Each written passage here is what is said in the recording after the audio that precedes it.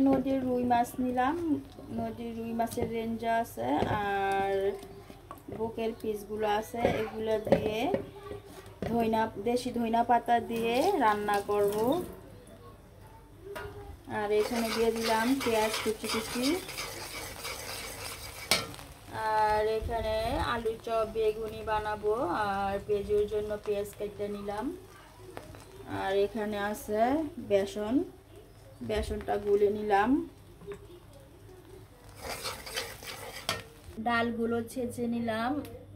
ডালগুলো ছেঁচে কিন্তু আমি আলু চপ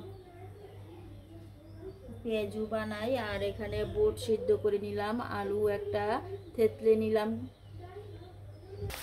মাছটা কিন্তু খুব সুন্দরভাবে পরিষ্কার করে নিলাম। আর এখানে কিন্তু হলুদ মরিচ জিরা আর আদা রসুন পেঁয়াজ দিয়ে মশলাটা খুব সুন্দরভাবে কষিয়ে নিলাম।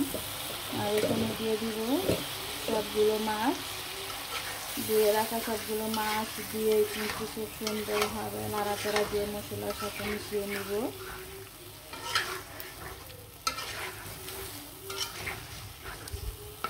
নাড়াচাড়া দিয়ে দিলাম আর এখন ঢাকনা দিয়ে ঢেকে দিব। কালারটা কিন্তু খুব সুন্দর হয়েছে। আর অবশ্যই চেষ্টা করবেন মশলাটা তো কষাবেন, রান্নার স্বাদ কিন্তু ততই বেড়ে যাবে। একটা জিনিস লক্ষ্য রাখবেন,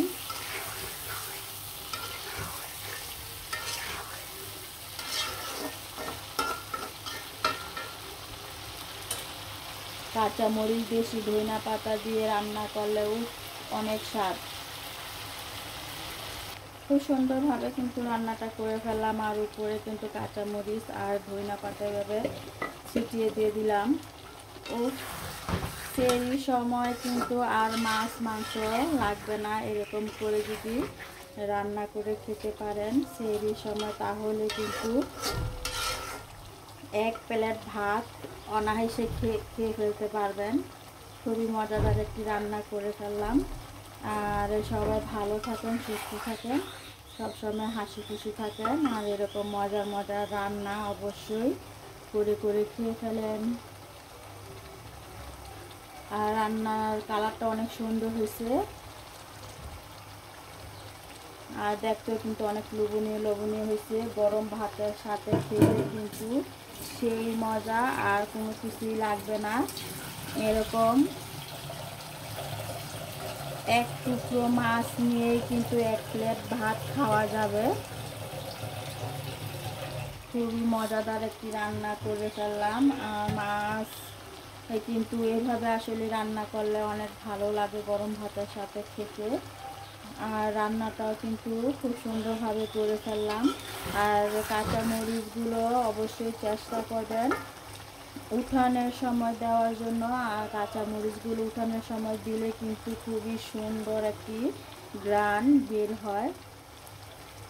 সবাই ভালো থাকেন, সুস্থ থাকেন, আল্লাহ হাফেজ। রান্না করে ফেললাম নদীর রুই মাছের ঝোল।